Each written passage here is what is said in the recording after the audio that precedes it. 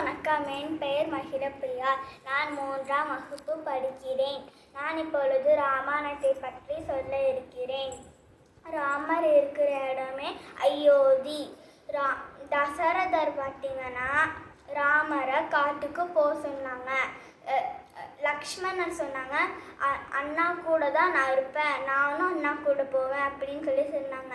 லக்ஷ்மணோட அம்மா சொன்னாங்க, நீ என்கிட்ட அண்ணா கூட போகலாம், ஆனால் நீ என்கிட்ட தம்பியாக போகக்கூடாது, நேற்று வேலையாட்டானா போகணும் அப்படின்னு சொன்னோடனே சரின்னு சொல்லி போனாங்க.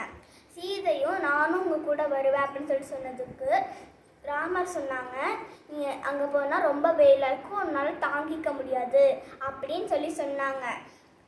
சீதை சொன்னாங்க, நீங்கள் இல்லாத வெயிலோட அதுனா ரொம்ப வெயிலா அப்படின்னு கேட்டோடனே இனிமேல் அவங்க 2 பேரும் எதுவும் பண்ணுவோன்னு சொல்லி அவங்க எல்லாரும் போனாங்களாம்.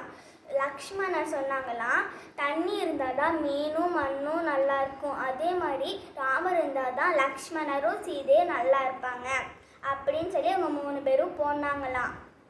போகும்போது இந்த ஊரில் இருக்க எல்லாரும் விலங்குகள், ஆடு மாடு எல்லாருமே அழுதாங்களாம் போவேனான்னு. ஆனால் ராமர் நான் அப்பா சொல்ல தான் காப்பாற்றுவேன் அப்படின்னு சொல்லி காட்டுக்கு போயிட்டாங்களாம். ராமரோட அப்பா தன்னால தான் எல்லாமே அப்படின்னு அவர் இறந்து போயிட்டாராம். பரதன் அண்ணா இல்லாத இடத்துல நானும் இருக்க மாட்டேன்னு சொல்லி ராமரை போய் சந்திச்சு அவங்களோட காலடிங்களை வாங்கி அரசவையில் வச்சு பூஜை பண்ணி நாட்டை நல்லா வழி நடத்தினாங்க. நன்றி.